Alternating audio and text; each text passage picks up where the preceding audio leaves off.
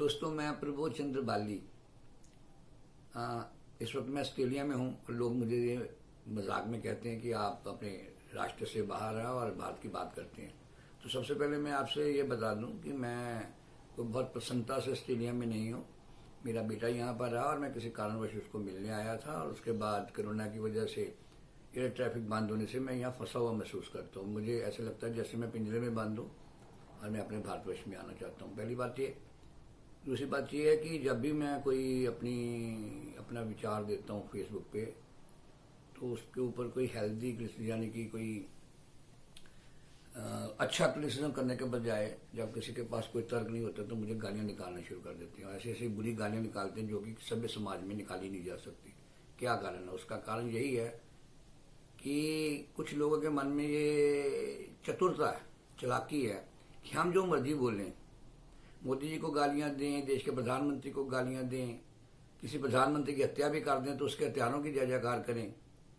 लेकिन अगर कोई आदमी अपनी बात बताए तो हम उसको इतनी बुरी तरह से गालियां निकालें या इतनी बुरी तरह से उसको व्यवहार करें कि वो अपने विचार भी ना बता सके। तो ये जो दुधारी तलवार लोग चलाते हैं, ये अच्छी बात नहीं है।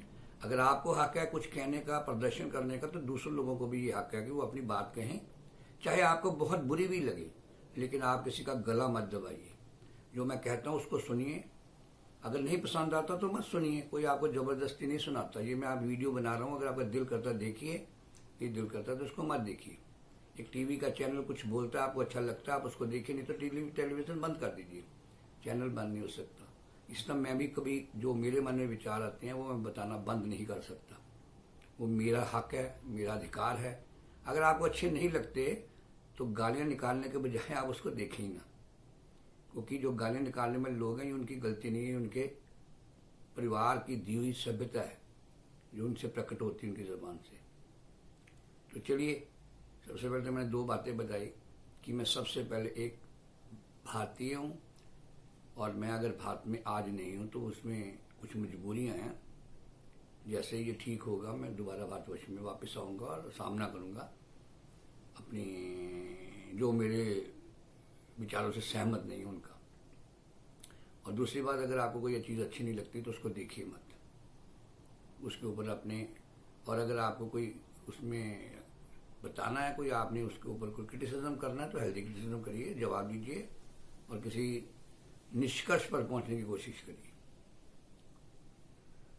आज मैं आपको ये कहना चाहता हूँ कि इसमें मुझे कोई किसान आंदोलन की बात नहीं है, भारतवर्ष में कौन प्रधानमंत्री है, क्या हो रहा है, उसकी कोई बात नहीं। एक सिंपल सी बात है, साधारण सी बात है कि हम कुछ कॉरपोरेट्स यानी कुछ ऐसी कंपनियां हैं जिनको हम बुरा भला कहते हैं बिना किसी कारण के।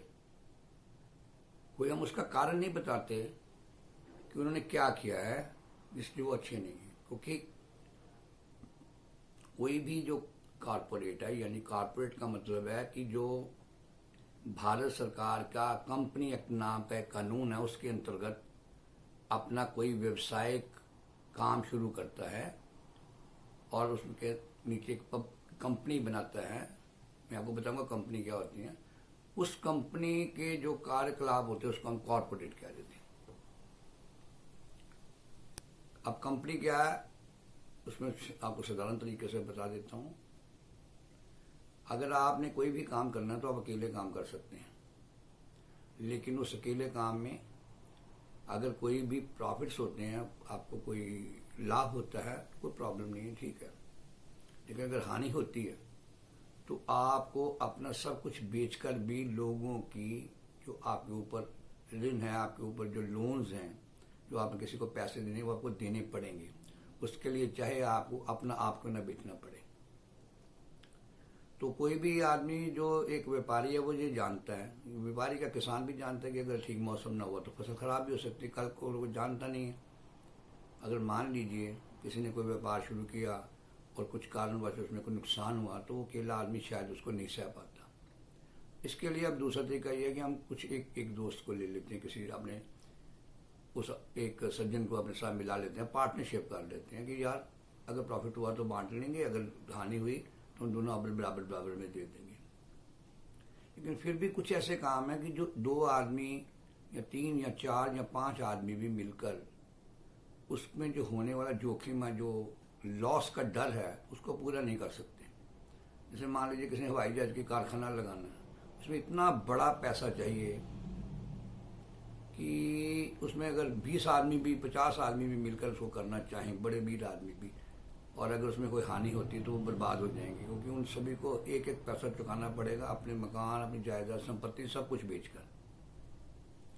तो उसमें एक, अब लोग डर के मारे ऐसे बड़े काम नहीं करते थे, या पुराने ज़माने में जब धीरे धीरे टेक्नोलॉजी डेवलप हो रही थी तो देखा गया कि भाई ऐसे काम करवाने के लिए क्या तरीका है।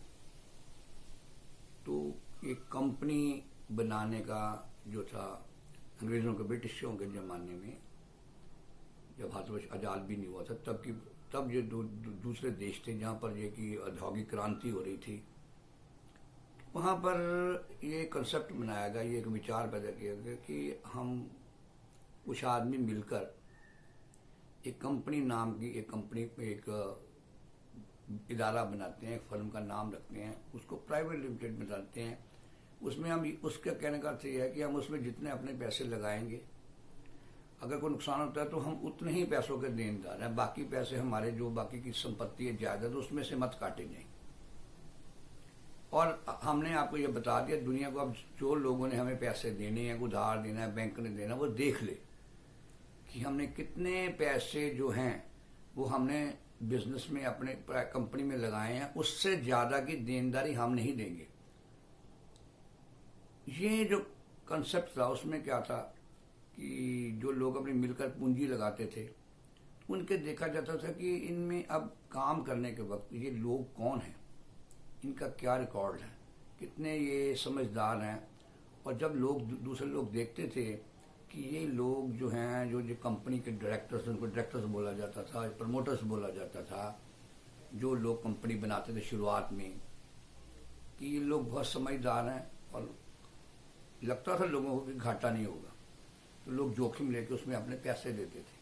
वो उसके हिस्सेदार नहीं होते थे, वो लोग सिर्फ उसके एक शेयर होल्डर बनते थे। शेयर होल्डर का मतलब वो उसमें कहते थे ठीक है, आप हमारे पैसे लगा लीजिए, अगर प्रॉफिट होगा तो हमें दे दीजिएगा, अगर लॉस होगा तो हम आपको जितना भी हमारे बाकी के पैसे बचेंगे दे देना, या कुछ भी नहीं बचेगा हम छोड़ देंगे, हम आपके ऊपर विश्वास करते हैं। तो ये कंपनी का बेसिक जो आधारभूत जो एक विचार है वो ये है कि जो कंपनी बनाने वाले लोग हैं, अगर वो बहुत समझदार लोग हैं, उनका अच्छा रिकॉर्ड है, और माना जाता है कि ये लोग जो एक इंडस्ट्री या जो भी ये काम कर रहे हैं उसमें लाभ होने के बहुत से ज़्यादा चांसेस हैं, लेकिन हानि होने के बहुत कम आसार हैं, तो उस कंपनी में लोग पैसा लगाते थे। और अगर वो जो प्रमोटर्स थे उनका लगता था कि ये लोग तो काम करना जानते हैं, तो लोग पैसे नहीं लगाते थे, कंपनी नहीं चलती थी, कंपनी बनती भी थी तो लोग पैसे नहीं लगाते थे, वो काम नहीं कर पाते। तो आज भी आप देखें कि अगर कोई कंपनी, नई कंपनी बनती है जिसमें वो लोग जैसे टाटा, बिरला या और लोग भी जो हैं, जो लोग आगे ही बहुत से सफल एंटरप्रेन्योर्स हैं, सफल लोग हैं, जिन्होंने आगे अपने व्यवसाय में बहुत पैसे कमाए हैं, जब वो कोई कंपनी बनाते हैं, कोई विचार बनाते हैं, कोई नई चीज़ बनाना चाहते हैं और कहते हैं जी वो कंपनी, कहते हैं जी हमने ये कंपनी बनाई है, तो लोग उसमें पैसे लगाते हैं। वो अपने तो 10 रुपये लगाते हैं, बाकी 90 रुपये जो हैं, यानी कि 10% वो अपना लगाएं तो 90% लोग लगा देते हैं उनके साथ। तो वो जो कंपनी बनती है वो एक आदमी की नहीं होती, उसका मालिक एक आदमी नहीं होता। अब हम इसको कानूनी तौर पे देखते हैं कि कंपनी क्या है। कंपनी बनाने के लिए भारत सरकार का कंपनी एक्ट है, एक कानून, आप उसी के अंतर्गत, उसी के कानून के अनुसार, उसी के नियमों के अनुसार कंपनी बना सकते हैं। यानी आप उठ के कोई कंपनी बना लें, वो इतने सख्त कानून है कि आपको कंपनी बनाने के लिए बहुत से अपने ऐसे नियमों से गुजरना पड़ेगा, या उन चीज़ों को पूरा करना पड़ेगा जो कि कंपनी बनाने के लिए ज़रूरी है। जैसे आप कौन है, आपके आइडेंटिटी क्या, आपने पीछे क्या काम किया, आपकी देनदारी कितनी है, आपकी लेनदारी कितनी है। उसके लिए एक स्पेशल ऑफिस है जिसको हम रजिस्ट्रार ऑफ कंपनीज कहते हैं, जो भारतवर्ष में अलग अलग जगह पे वो दफ्तर बने हैं। वहाँ पर कम से कम 2 आदमी वो कंपनी बनाने के लिए वहाँ आवेदन करते हैं और बताते हैं, उसको पूरा बताते हैं कि ये कंपनी अब क्या काम करेगी, क्या काम करना चाहती है, कितने पैसे लगेंगे।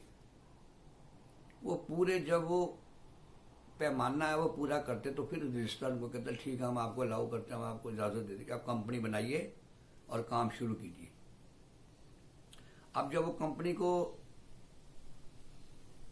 रजिस्टर कर लिया जाता है, यानी कि उस कंपनी को, जो कंपनी रजिस्ट्रार और कंपनी नाम का दफ्तर है, वो अपनी एक रजिस्टर में उनका नाम चढ़ा देता है, उनको एक नंबर दे देता है, तो उसको हम कहते हैं कि ये आप कंपनी रजिस्टर्ड कंपनी हो गई है।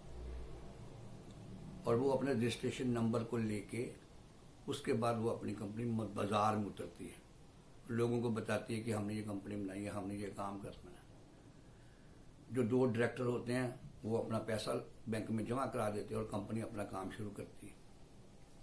अब जब भी वो 2 लोगों की जो कंपनी है वो जब मार्केट में कोई भी काम करती है, जैसे किसी को ऑर्डर देती है, तो जिसने वो ऑर्डर लिया है, जिसने सामान देना है या किसी ने उनको पैसा देना, उसको पहले देखना पड़ेगा कि ये कंपनी जो है इसके कौन कौन से लोगों ने कंपनी बनाई है और इनकी देनदारी कहाँ तक है, उससे ज़्यादा ये देनदारी नहीं देंगे। यानी कि अगर उन्होंने दोनों ने 1-1 लाख रुपए लगाया तो 2 लाख रुपए से ज़्यादा वो कंपनी लोगों को पैसा, अगर कंपनी में कोई 10 लाख रुपया दे देता है तो कल को अगर वो कंपनी में कोई नुकसान होता है तो उससे 2 लाख रुपया ही उन डायरेक्टर्स का, जो 2 लाख रुपया वो लोगों में बराबर बराबर बांट दिया जाएगा। उसके बाद डायरेक्टर्स को ये नहीं कहा जाएगा कि आप अपना घर बेच के भी लोगों को पैसे दीजिए, ताकि उनका जोखिम कम हो जाए। तो इसका फायदा क्या है? आप कहेंगे ठीक है जी, यार कंपनी बनती है तो वो तो कल को पैसे नहीं वापस करेगी, लोगों के पैसे खा जाएगी, हो भी सकता है। इसीलिए कहा गया कि कंपनी में जब आप पैसे लगाते हैं, उसको उधार देते हैं या उससे उसको कोई सामान देते हैं या सामान खरीदते हैं, तो ये आपको देखना है कि क्या वो कंपनी में आप पैसे दे रहे हैं, आपको विश्वास है कि आपके पैसे, जो आपका धन है, वो प्रॉपर इस्तेमाल होगा और वापस आ जाएगा। जो समझदार लोग होते हैं वो किसी कंपनी को तब तक काम नहीं करते जब तक उसको देख नहीं लेते कि ये कंपनी कैसी है, किन लोगों ने बनाई है, उनका क्या साख क्या है। जैसे आज एक छोटी सी कंपनी ले लेते हैं, किसी कंपनी का नाम ले लेते हैं, जैसे हम हीरो, किसी वक्त बजाज स्कूटर जो थे, वेस्पा स्कूटर जो थे, आज वो कंपनी चलती जो वेस्पा पुरानी कंपनी, उसकी एग्जाम्पल ले लेते हैं। हर एक को पता था कि इनका स्कूटर इतना बिकता है, इसमें इतने प्रॉफिट हैं, तो सभी लोग उसमें पैसा जो था किसी भी रूप में, उनको सामान देने में, बैंक उनको लोन देने में बड़ी खुशी से देते थे। पता था ये डूबेगी नहीं कंपनी, हमारा पैसा सब कुछ वापस आएगा, क्योंकि ये अच्छे लोग काम कर रहे हैं, इन लोगों की साख अच्छी है, इतने सालों से ही लोग प्रॉफिट कमा रहे हैं।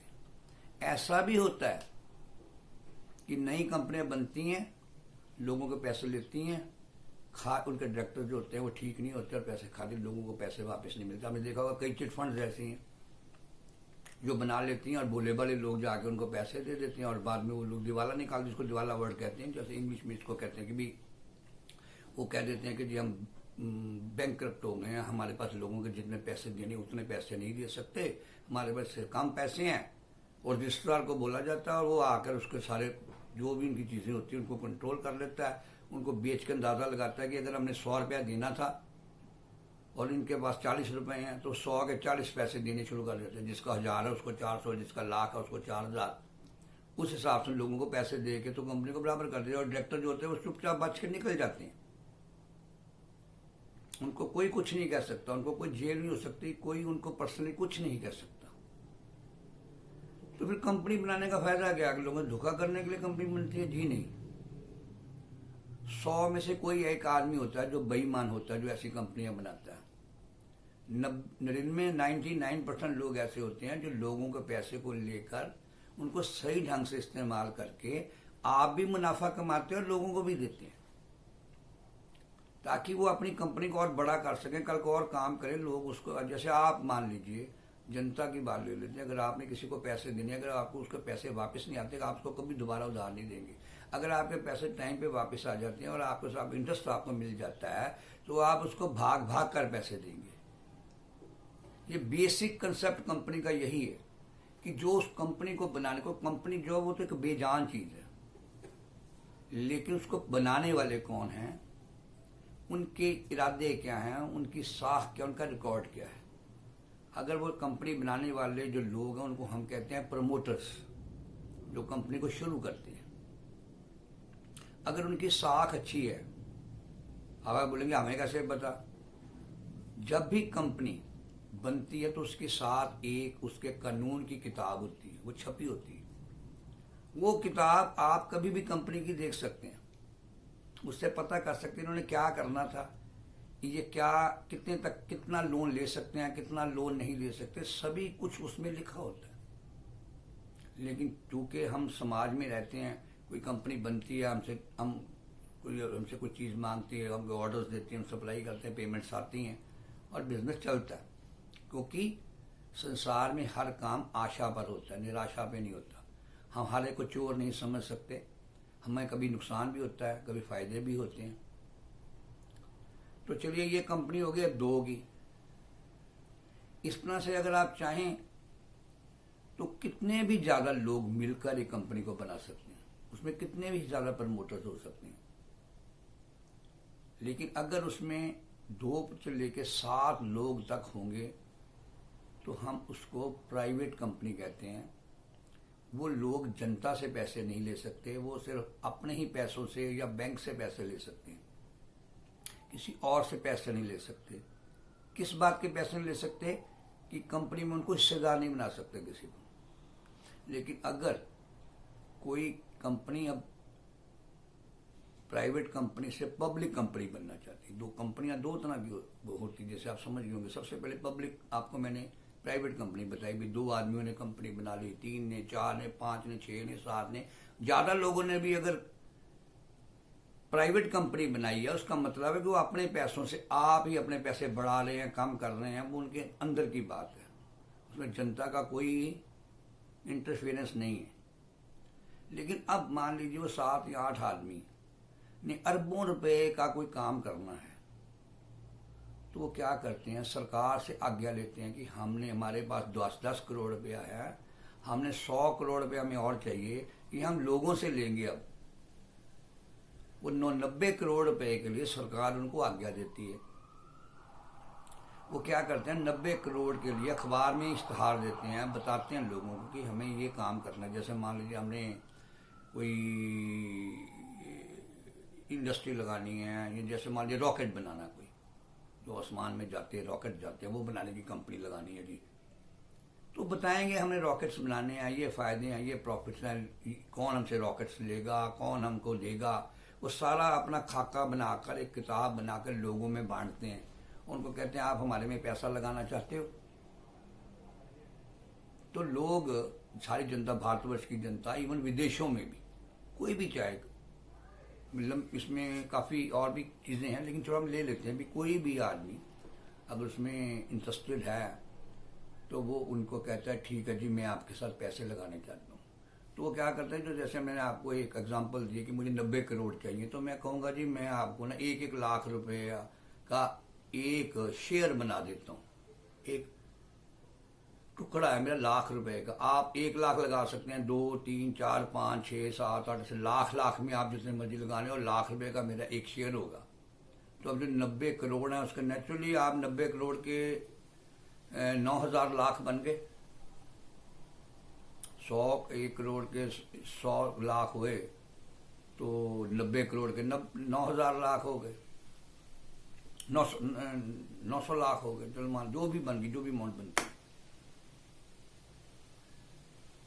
तो अब वो 1-1 लाख रुपए के लोग जो है उनको पैसे, जो कोई लाख, कोई 2 लाख, कोई 5 लाख रुपए का शेयर के नाम से उनको पैसे भेजता है कंपनी को। और एक दिन मीटिंग होती है, और जब उनके पास पैसे आ जाते हैं, अगर तो ज़्यादा पैसे आ जाते हैं तो वो लोगों को वापस कर देते हैं या उनको बांट के दे देते हैं, कुछ एडजस्टमेंट करके वो 90 लाख रुपए लोगों का रख लेते हैं, उससे 1 पैसा ज़्यादा नहीं रखते, क्योंकि उनको आज्ञा सरकार से 90 करोड़ रुपए की मिली है, तो 90 करोड़ ही उन्होंने लेना, ज़्यादा नहीं लेना। इस बात के ऊपर सरकार की पूरी नज़र होती है, पूरे ऑफिसर्स होते हैं, इसमें कोई हेराफेरी नहीं कर सकता। और जो लोगों ने 90 करोड़ रुपये उनके साथ लगाया, अलग अलग लोगों ने, कम से कम आपको जैसे मैंने कहा कि 9,000 लोगों ने लाख लाख रुपए के शेयर खरीदे हैं, किसी ने 5 खरीदे, 2 खरीदे, मतलब काफ़ी लोग हो गए, 1,000-1,200 लोग उनके साथ जुड़ गए। और अगर ये 10-10 रुपए का शेयर हो तो लाखों करोड़ों लोग जो हैं वो उस कंपनी के हिस्सेदार बन जाते हैं। अब कंपनी 100 करोड़ की है, अगर उसमें अगले साल 10 करोड़ का फायदा होता है, 10% का, तो जिसने 1 लाख रुपए लगाया उसके शेयर की कीमत 1,10,000 रुपये बन जाती है। अब कीमत क्या, मैं वो भी बताता हूँ। कंपनी कहती है जी अब जो आपने शेयर 1 लाख का लगाया था वो 1,10,000 का है, क्योंकि हमारी जो प्रॉफिट है इस वक्त हमारी कंपनी जो 100 करोड़ की थी 110 करोड़ की है आज, अगर आज इसको बेचें तो। अब आप जिस लोगों के पास वो शेयर है उनको 10% की कमाई होगी, कंपनी ने करके दे दी उसको, डायरेक्टर्स, जो प्रमोटर्स हैं, जो कंपनी चला रहे हैं, क्योंकि जो शेयर होल्डर है वो कुछ नहीं करते, वो सिर्फ अपना पैसा लगा के दूर बैठे हुए हैं। काम करने का हक से वो कंपनी के प्रमोटर्स को है, जो कंपनी को शुरुआत में बना रहे हैं, जो डायरेक्टर्स हैं उसके, यानी कि जो लोगों ने मिलकर कंपनी बनाई है। हम बहुत इसमें डीप नहीं जाते, बहुत गहरा नहीं जाते, पर जो लोग चला रहे हैं वो अपने मैनेजर्स रख रहे हैं, अपने एम्प्लॉयज रख रहे हैं, वो दफ्तर जो है, जो कंपनी है, वो अपना काम कर रही है। जो शेयर होल्डर उसको उसके में कोई इंटरफेरेंस नहीं कर सकते, जिसको काम पे ना रखो, ये काम ना करो। आप शेयर होल्डर्स का उसमें कोई हक नहीं बोलने का। वो कंपनी अब 1 करोड़ को आपको 110% का प्रॉफिट अगले साल देती है। जो आपका शेयर है आप उसको बाजार में अब जिस मर्जी को 110 रुपये का बेच सकते हैं। यानी आप अपने 100 रुपये, आपने उनको 1 लाख रुपया भेजा था, या मान लीजिए आपने 100 रुपये का शेयर लिया था, आपका 110 रुपये का हो गया। आप रमेश कुमार ने विनोद नाम के व्यक्ति को बोला यार तूने लेना शेयर, विनोद कहता यार मुझे दे दे, वो आपको 110 रुपये देगा। कंपनी में आपके नाम से रजिस्टर में कट के उसके नाम पे शेयर चला जाएगा और आपको 100 के 110 मिल के आपको प्रॉफिट हो गया। अब जो विनोद ने 110 रुपये का आपसे शेयर खरीदा, उनसे इसलिए खरीदा आपको कि उसको पता है अगले साल 120 का होने वाला है, ये कंपनी प्रॉफिट में जा रही है, अगले साल इसको और प्रॉफिट कमाएगी। अगर विनोद को मालूम है कि अगले साल इसमें लॉस में जाएगी, वो उससे नहीं खरीदेगा। वो कहेगा यार मैंने 110 का नहीं खरीदना, चाहे कंपनी 110 का कह रही है।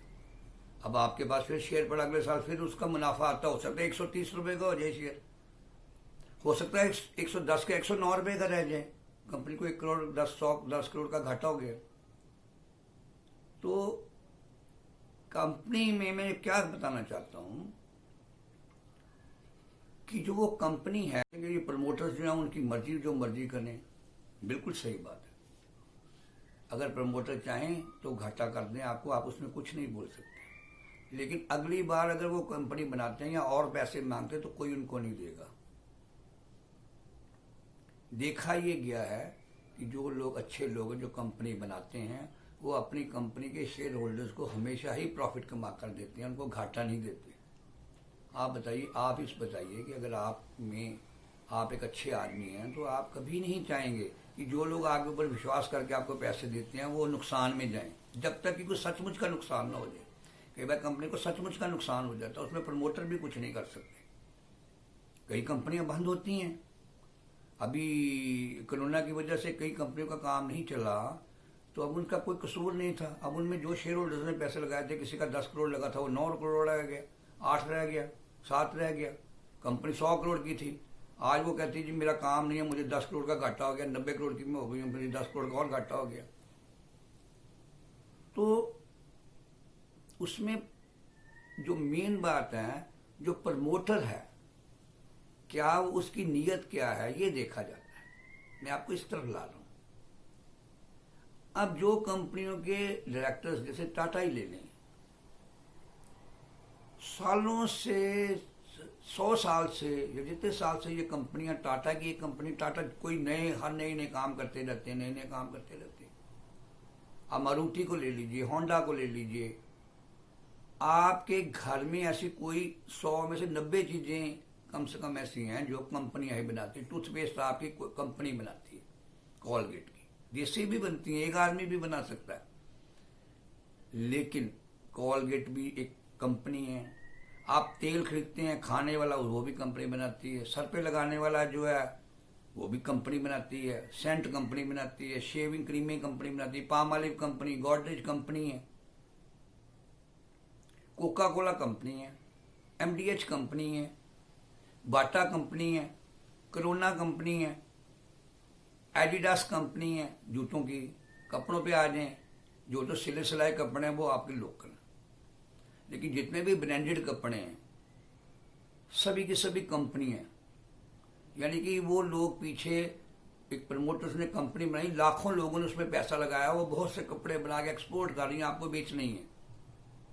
आपका ट्रैक्टर कंपनी का, आपकी खाद कंपनी बनाती है। कोई अकेला आदमी खाद का, कोई किसी का कारखाना अकेले आदमी का नहीं है जो मेरी नॉलेज में है। किसी की कोई ऐसी बंदा नहीं है कि 2-4 आदमी मिलकर किसी ने फैक्ट्री लगाई वो खाद बना रहे हैं। मोस्टली खाद की जो है, जैसे ये फाइजर है या भारत की भी जो कंपनियां हैं, नेशनल फर्टिलाइजर लिमिटेड है, ये जो नंगल का कारखाना है, ये सब कंपनी है। सरकार ने भी कंपनी बनाई हुई है। चलिए इसमें बहुत लंबा हो जाएगा, लेकिन मैं आपको ये बताता हूँ कि जो मैं बात कर रहा हूँ इसी तरह से रिलायंस जो मुकेश अंबानी है, जो कि एक ऑर्डिनरी आदमी था, उसने जब रिलायंस इंडस्ट्रीज लिमिटेड नाम से कंपनी बनाई तो उसने कपड़े की कंपनी के लिए लोगों को कहा कि जब मेरे साथ पैसे लगाओ, तो लोगों ने शेयर लगाए। वो एक अच्छा व्यवसायी था। उसने लोगों को प्रॉफिट देना शुरू किया। तो दिनेश शूटिंग नाम की उसने जो थी, ये मेरा जो जहाँ तक मुझे बेस्ट ऑफ माई नॉलेज जो मेरा ज्ञान है, तो उस कंपनी में लोगों ने लाखों रुपए कमाए। जो जिसका 100 रुपये का शेयर था 300 का हो गया, 400 का, 500 गुना के हो गए। उसने और कंपनियां बनानी शुरू की। लोगों को इस पर विश्वास था कि यार ये आदमी तो कमा कर देता है, हम तो पैसा लगा के बैठ जाते हैं और हमारी जो चीज़ है 100 रुपये की, हमारे भाई कागज का टुकड़ा होता है जिसको भी लिखा होता है मैंने आपको 100 रुपया देना है, और अगले साल हम उसको बेचने जाते हैं, लोग कहते हैं 200 ले लो, हमें कागज हमें हमारे नाम कर दो, क्योंकि अगले साल 300 का होने वाला है। ऐसी ऐसी कंपनियां भी हैं जिनका साल में 1500 गुना भी शेयर हुआ। ये पेंट्स की कंपनी है। आप घर में आप कोई पेंट यूज करते हैं, आप आईसीआईसी पेंट यूज करते हैं, आप नेरोलैक पेंट यूज करते हैं, कोई भी पेंट यूज करते हैं, पेंट्स की कंपनियां ले लें। आप मोबाइल के ले लें, मोबाइल का कोई अकेला आदमी फर्म नहीं चला रहा। ना मोबाइल बनाती है कोई कंपनी अकेली, ना कोई मोबाइल का ये जो टावर्स हैं, यानी कि जो जिसको हम कहते हैं सिग्नल्स, जो टेली कम्युनिकेशन में कोई भी अकेला आदमी नहीं काम करता। टाटा डोकोमो ले लो, आप रिलायंस ले लो, आप वोडाफोन ले लो, नोकिया ले लो, समस्त विश्व में, सारी दुनिया में 6-7 आदमियों ने सोचा कि हमने ये एक कंपनी बनानी है जो कि लोगों के मोबाइलों को आपस में कनेक्ट करेगी। वो कंपनी बनाने वालों लोगों ने अखबार में निकाला कि हमने ये कंपनी बनानी है, हम इसमें 10 करोड़ रुपये अपना लगाते हैं, बाकी हमको 5000 करोड़ रुपये लोगों से चाहिए। देते हो? लोगों ने 100 रुपये में भी 5000 करोड़ उनको दिया। उन्होंने वो कंपनी बनाई, टावर्स लगाए, टेलीकम्युनिकेशन सिस्टम सेटअप किए। भारतीय एयरटेल का नाम ले लें, लुधियाना के छोटे एक व्यवसायी थे, उन्होंने ऐसे कंपनी बनाई, टेलीफोन्स बनाने शुरू किए, और बाद में उन्होंने भारतीय एयरटेल के नाम से इतना बड़ा साम्राज्य खड़ा किया। तो अब जिस मुद्दे पे मैं कहना चाहता हूं कि अब मुझे बताइए कि जो कोई बंदा कंपनी बनाता है, हमें उससे क्या दुश्मनी है? आज लोग रिलायंस, बाबा रामदेव, एक दो और कंपनियां लगा लें, अडानी की कंपनी लगा लें, उनको कहते हैं कि हम इनका प्रोडक्ट नहीं लेंगे। या तो अगर उनको लॉस होता है तो लॉस किसको होगा? सारे शेयर होल्डर्स को होगा।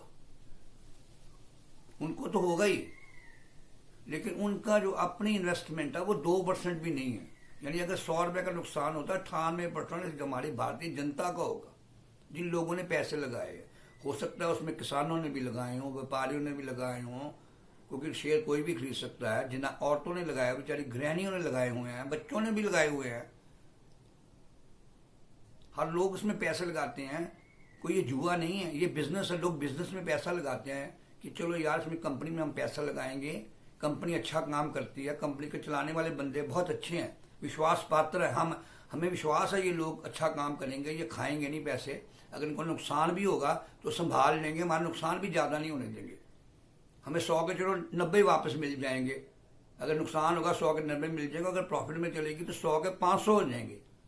तो दुनिया में व्यापार सब करते हैं, हम सभी लोगों को शौक है अपने पैसे को बढ़ाने का, कोई बुराई नहीं है। सभी धर्म ग्रंथों में लिखा हुआ है, गीता में भी लिखा हुआ है कि आप लोग आप कमाना, ईमानदारी से कमाना कोई बुराई बात नहीं। हमने बच्चे, अपना परिवार चलाना है, अभी धन चाहिए। हम कुछ सन्यासी लोग तो नहीं हैं, सन्यासी नहीं लगाते ना, उनको नहीं चाहिए शेयर्स की बढ़ते हैं या कमते हैं, लेकिन हम लोग तो दुनियादार लोग हैं। तो आप किसी खास कॉरपोरेट यानी कि किसी कंपनी को जब आप कहते हैं कि हमें ये पसंद नहीं है, तो ये मत सोचिए कि आप उसके एक मालिक के खिलाफ बोल रहे हैं, आप उसके सारे के सारे शेयर होल्डर्स के खिलाफ चल रहे हैं। अगर आपको कोई कंपनी का प्रमोटर अच्छा नहीं लगता, जैसे आज ये आपको, हमें अंबानी साहब नहीं अच्छे लगते, मुकेश अंबानी में अच्छा नहीं लगता, इसमें मैं बात करता हूँ। मुकेश अंबानी 2 भाई हैं, मुकेश और अनिल, दोनों बराबर के।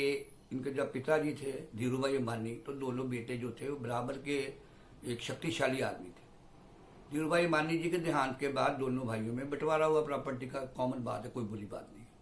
लेकिन अब जो अनिल अंबानी थे वो यहाँ तो इतने समझदार नहीं थे, यहाँ भाग्य की बात है, उनकी जितनी भी कंपनीज थी वो सारी की सारी जो थी वो काम नहीं कर सकी, प्रॉफिट्स नहीं निकाल सकी, क्योंकि ये तो ईश्वर के हाथ में कई बार नुकसान होते हैं। मैं उनके बारे में कोई कमेंट नहीं करना चाहता, क्योंकि कोई भी कंपनी का प्रमोटर किसी का धोखा नहीं करता। जो ईमानदार प्रमोटर्स होते हैं वो धोखा नहीं करते, नेचुरल प्रोसेस, दुनिया की प्रोसेस है। कई बार कोई नुकसान हो गया, लेकिन मुकेश की किस्मत अच्छी थी, मुकेश की मैनेजमेंट अच्छी थी, मुकेश जी का दिमाग अच्छा था। मैं उनको जी ही बोलूँगा, मैं तो उनकी बहुत इज्जत इसलिए करता हूँ, मेरा उनसे कोई संबंध नहीं, ना मेरे पास एक पैसे का शेयर नहीं, मैं कभी शेयरों में पैसे नहीं लगाता।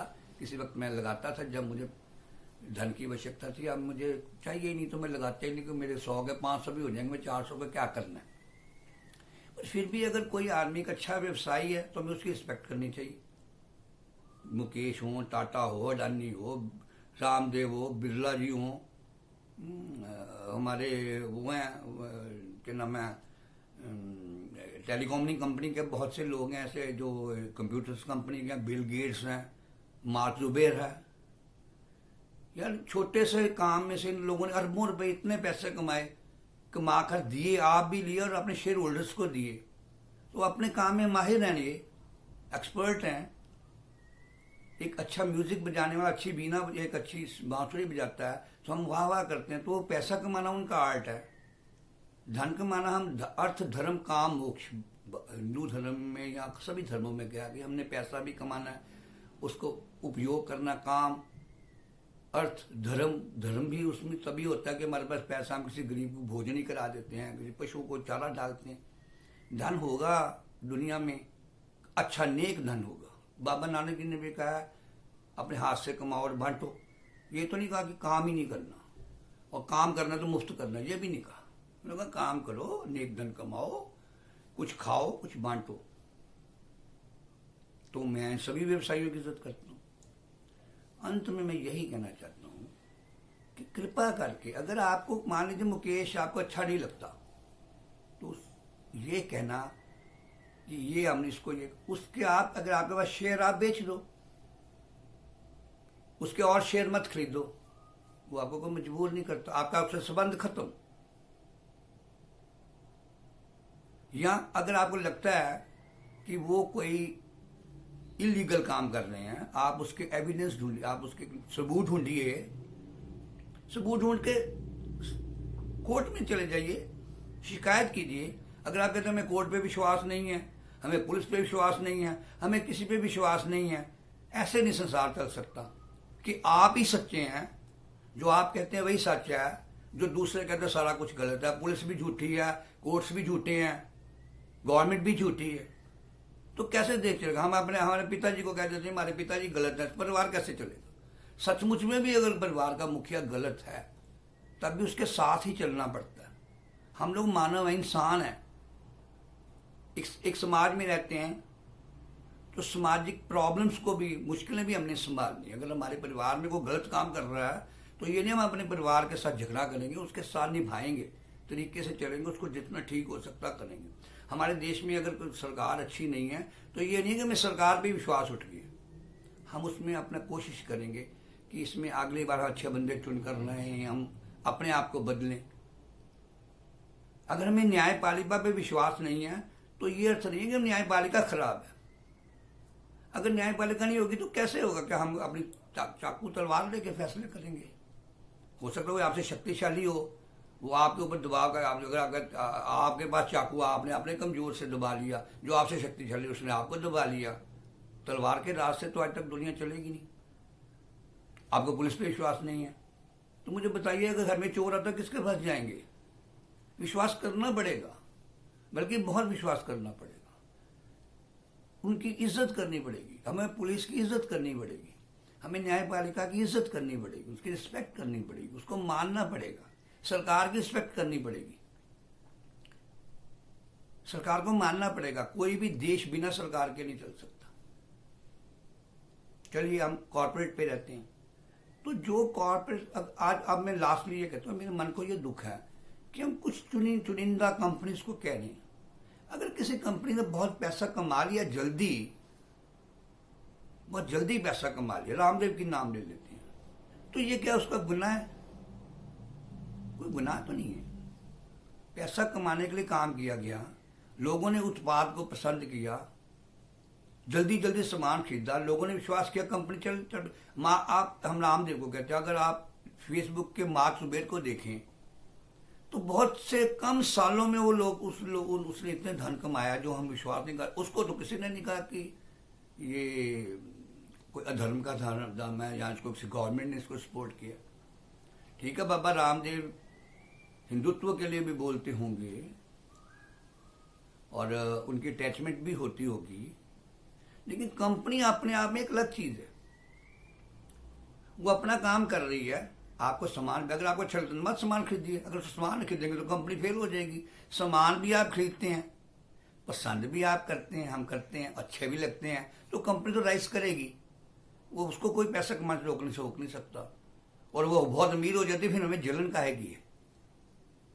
शेयर होल्डर्स को पैसा मिला, अगर मान लीजिए शेयर होल्डर काम है, प्रमोटर्स का भी बहुत ज्यादा पैसा है, तो ये उनका भाग्य है या उनकी समझ, मैं भाग्य भी नहीं कहूंगा, ये उनकी यही उनकी बुद्धिमत्ता है।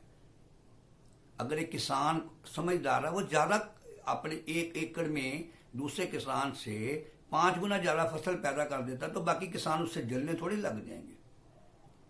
उसकी इज्जत करनी चाहिए कि देखो इस किसान भाई ने एक मेहनत की और एक नए ढंग से अपनी खेती की और 5 गुना उपज ले ली। इसी तरह से कोई कंपनी अपनी समझदारी से, अपनी बुद्धिमत्ता से जल्दी कोई प्रोग्रेस कर लेती है, जल्दी पैसा कमा लेती है, तो ये उसकी समझ, उसकी इज्जत करनी चाहिए। उससे हम जलते क्यों हैं?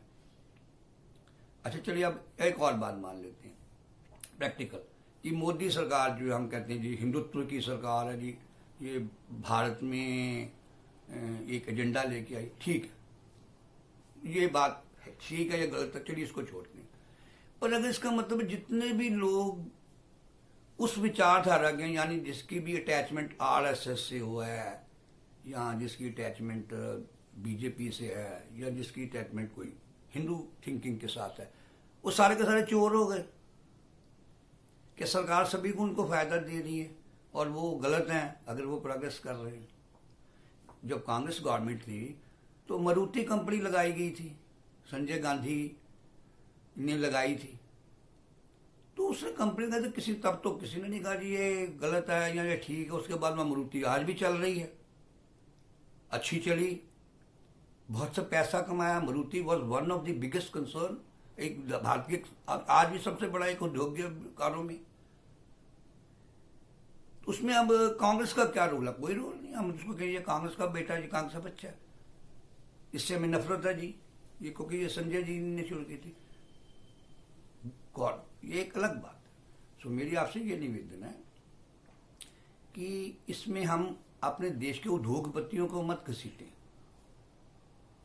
देश की पॉलिटिक्स में पॉलिटिशियंस के साथ, राजनीतिज्ञ के साथ हम अपना जो भी हमने अपना इश्यूज लेने लीजिए, जो उनके सहायक हैं, मैं कहता हूँ उनको फंड्स देते होंगे, तो हमें ये लड़ना चाहिए कि राजनीतिक पार्टीज को उद्योगपति फंड नहीं दे सकते। वो तो बात हुई। जब कांग्रेस गवर्नमेंट होती, जब कोई भी गवर्नमेंट होती है तो उद्योगपति उसके साथ ही चलते हैं, क्योंकि उद्योग को राजनीतिक संरक्षण नहीं चाहिए, लेकिन राजनीति के साथ उनका उठना बैठना होता है, मित्रता होती है। तो फंड्स के लिए लीगल है, वो राजनीतिक फंड्स भी देते हैं। अब उनको उसके कोई फायदे मिलते हैं, हमें लगता है कि इनको कोई गलत फायदा दिया गया, तो हम उसको कोर्ट्स में चले, जनता उसके लिए एक लीगल वे कर सकते। हम वहम में नहीं पड़ सकते। हाँ जी हाँ, ये इसको कोई फायदा दिया गया है। अगर ऐसी चीजें हैं तो हम उस सिस्टम के खिलाफ लड़े। मैं तो आज भी कहता हूँ कि राजनीति में इलेक्शन जो फ्री होने चाहिए, यानी कि गवर्नमेंट को फंड देने चाहिए इलेक्शन लड़ने के लिए, ताकि किसी को इलेक्शन लड़ने के लिए फंड ही ना चाहिए। सरकार ने आपको देने हैं, जो भी आपका प्रचार करना सरकार ने करना, अपने आप बात खत्म हुई। हम उस तरफ चले ना। कोई राजनीतिक फंड देती है कोई कंपनी, हम उसको, कोई वो इलीगल नहीं है, दे सकती है। कोई राजनीतिक पार्टी लेती है, ले सकती है। डेफिनेटली अगर किसी को फंड मिलेंगे, वो राजनीतिक पार्टी उस उद्योगपति क्या मान भी करेगी, सम्मान भी करेगी। लेकिन अब उसमें ये कहां से इशू आ गया कि हम इस कंपनी के साथ हमारा झगड़ा, उसके साथ हमारा झगड़ा नहीं है। अगर हमें कॉर्पोरेट सेक्टर अच्छा नहीं, तो सारे का सारा अच्छा नहीं लगता ना, बंद कर दीजिए। ट्रैक्टर भी मत खरीदिए कॉर्पोरेट के, अपना बना लीजिए, हल बना लीजिए, आगे जोत लीजिए। घर में मैं फ्रिज नहीं रखता, घड़ा रख लीजिए। कुम्हार का घड़ा किसी कॉर्पोरेट से नहीं आता, ठीक। फ्रिज नहीं हम लेंगे, पंखा हम फैक्ट्री का छोटी का लेंगे, बल्ब भी नहीं लेंगे, ये भी कंपनी बनाती है। बिजली भी नहीं लेंगे, ये भी कंपनियां बनाती हैं। हम अपना घराट लगाएंगे, डैनमो लगाएंगे, उसमें से बिजली ले लेंगे। कपड़ा भी नहीं लेंगे जी, हम अपना सूत का कपड़ा बना लेंगे। अगर तुमने ऐसे करना तो कॉर्पोरेट सेक्टर के खिलाफ हो जाइए ना, कि कॉर्पोरेट ना, तो हमने कॉर्पोरेट, यही ये नेक्स्ट एक इशू आता है जिसमें हम ये कहते हैं कि इसको हम इंपीरियलिज्म और कम्युनिज्म, मतलब सोशलिज्म, दो हिस्सों में बांट दें। तो मैं अंत में आपको यही कहता हूँ कि थोड़ा लंबा हो गया है, कि कृपा करके किसी कॉर्पोरेट के विरुद्ध हमारा जंग नहीं है। हमारी किसी राजनीतिक सोच के खिलाफ हमें एजिटेशन करने का, प्रदर्शन करने का, लड़ने का पूरा हक है।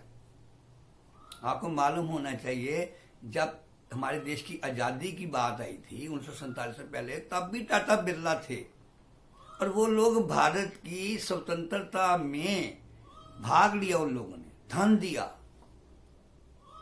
तब तो कोई बुरा नहीं लगा, किसी को लगा होगा, तब तो वो हमारी राष्ट्रभक्ति थी। आज भी देते हैं। मैं कॉर्पोरेट में हूं, मेरी कंपनी हो, मैं भी दूंगा, अपनी मनपसंद राजनीतिक पार्टी को दूंगा, क्योंकि मैं खुद भी तो, मेरा अपना भी तो किसी के साथ लगाव जुड़ाव हो सकता है, तो मुझे क्यों रोका जाएगा। और मैं अगर देता हूं, कोई राजनीतिक पार्टी अगर मुझे उसके लिए कोई फायदा देती, तो मैं चोर हूं, फिर मैं हूं। और लेकिन साबित करना पड़ेगा जनता को कि मैंने फंड दिया और मुझे मुझे बेनिफिट मिला जो नहीं मिलना चाहिए था। उसके लिए हमारे देश में हजारों संस्थाएं हैं। और अगर आप कहते हैं जी जनता जो मर्जी कर ले जी, कुछ सुनवाई हो ही नहीं सकती, जो, तो ये कोई बहाना नहीं है। डेमोक्रेसी में अगर आज इतना बड़ा प्रदर्शन हो रहा है, अगर कोई कानून के खिलाफ, तो किसी भी भ्रष्ट के खिलाफ एजिटेशन हो रहा है। इंदिरा गांधी जी के खिलाफ इतना बड़ा एजिटेशन हो गया था, लोहिया जी ने इतना बड़ा एजिटेशन किया था। हर देश में जनता के हाथ में बहुत बड़ी शक्ति होती है, लेकिन एविडेंस के साथ। अगर हमारे पास कोई सबूत है कि इन कारपोरेट्स ने कोई ऐसा काम किया है जो कि कानूनी फ्रेमवर्क में, कानूनी तौर पे वो साबित हो सकता है कि अपराध है, तो आप लड़िए, उसको उजागर करिए। सब गोलमोल कह देने से जी ये इनका संबंध है जी राजनीतिक पार्टी से, इसलिए ये हमें पसंद नहीं है, अच्छा नहीं लगता। और अगर आप उस कॉर्पोरेट को नुकसान पहुंचाएंगे तो देश की प्रगति को तो नुकसान पहुंचेगा, साथ साथ उसके सभी शेयर होल्डर्स को भी नुकसान पहुंचेगा। मैं आपको ये कहना चाहता हूँ, मत सोचिए कि रिलायंस जो सिर्फ अनिल अंबानी की है, मुकेश अंबानी जी की है।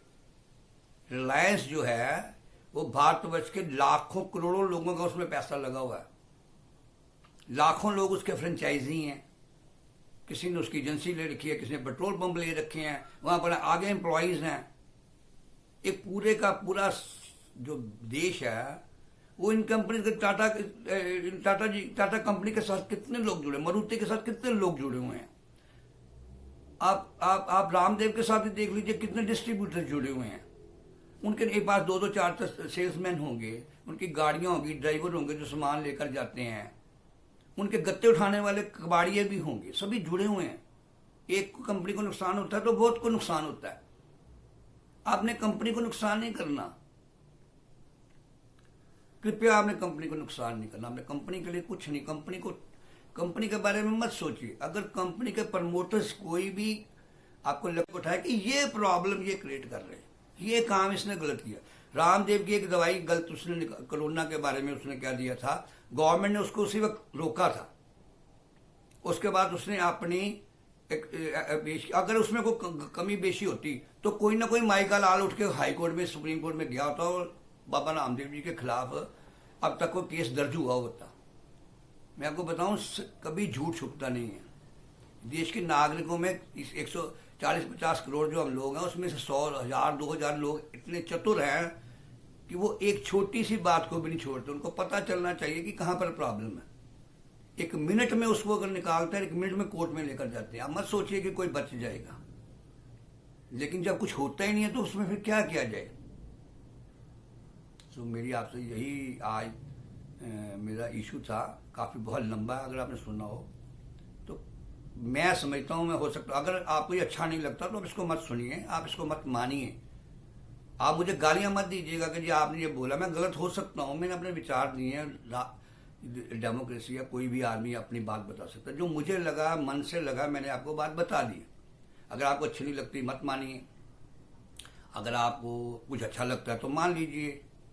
लेकिन अगर आप मुझे गालियां देते हैं तो नाम उसकी क्या प्राप्ति होगी। इसका मतलब है कि आप में तर्क करने की शक्ति नहीं है।